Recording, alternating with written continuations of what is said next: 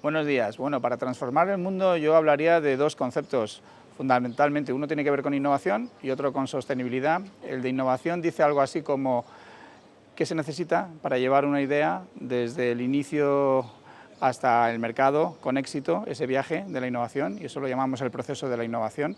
Y luego la sostenibilidad sería distinto, porque ahí estaríamos pensando cómo podríamos vivir todos los humanos una vida justa y digna, utilizando los recursos existentes, pero sobre todo sin comprometer a las futuras generaciones, ¿no? Entonces, si mezclamos esos dos conceptos, cómo llevamos ideas, cómo convertimos novedades en valor, básicamente, pero de una forma que tenga en cuenta la sostenibilidad y la triple cuenta de resultados, que tenga un impacto en la economía, en la sociedad y en el medio ambiente, eso nos llevaría a un mundo mucho mejor, sin dudas.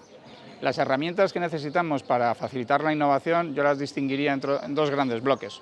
Uno lo llamamos el ADN de la innovación, que tienen aquellas organizaciones, empresas privadas que son innovadoras en el tiempo. Pensemos que hay empresas de más de 100 años que son muy innovadoras y suele haber 5 dimensiones detrás.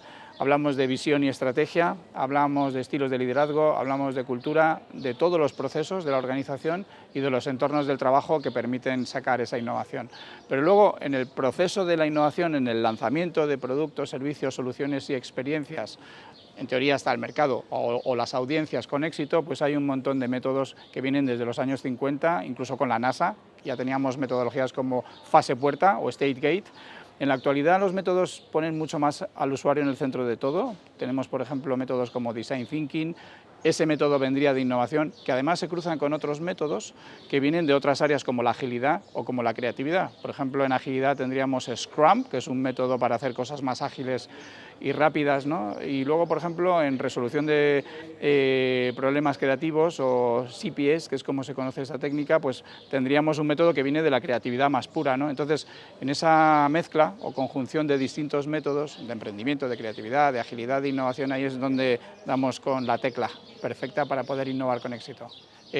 Para poder potenciar la innovación desde las instituciones, incluidas las público-privadas educativas, pero pensando en las públicas, se pueden hacer muchas cosas, sobre todo porque el mundo de la innovación es fundamental. Hay muchos estudios que confirman que los países que tienen mejor innovación tienen mejores rendimientos de empleo y mayor calidad de vida. Y desde el punto de vista de las empresas privadas, por ejemplo, se sabe que si apuestas por la innovación tienes un mejor rendimiento empresarial y eso ha salido en multitud de estudios, ¿no? Entonces, ¿cómo podríamos apoyar eso? Bueno, sobre todo, punto número uno es creer en la innovación.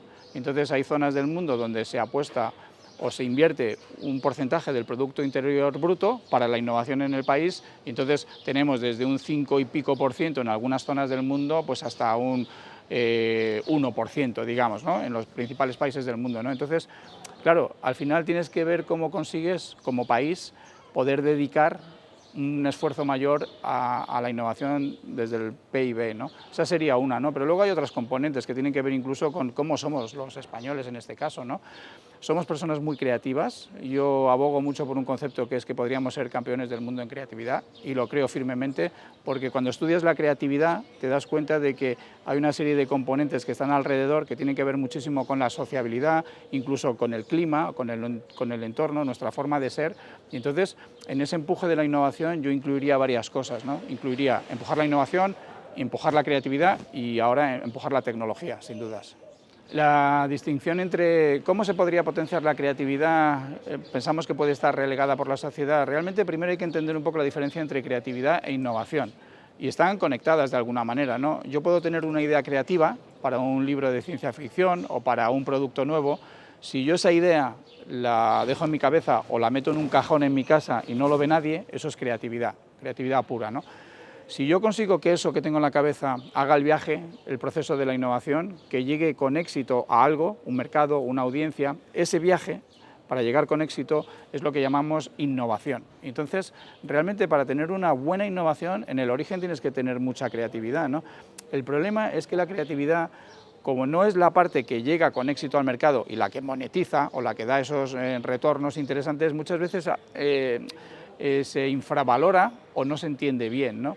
Sin embargo, hay muchos expertos y muchos estudios y muchas zonas del mundo que ya están apostando incluso por conceptos como país creativo o país creador, ¿no? Y de hecho, con las nuevas tecnologías, una cosa que está viniendo es la economía de la creatividad o la economía creativa, ¿no? Porque con el mundo digital todos somos creadores de contenidos digitales y eso está cambiando el paradigma de qué es lo que se puede hacer con la creatividad y por eso muchas zonas del mundo están empujándola mucho más ahora que antes.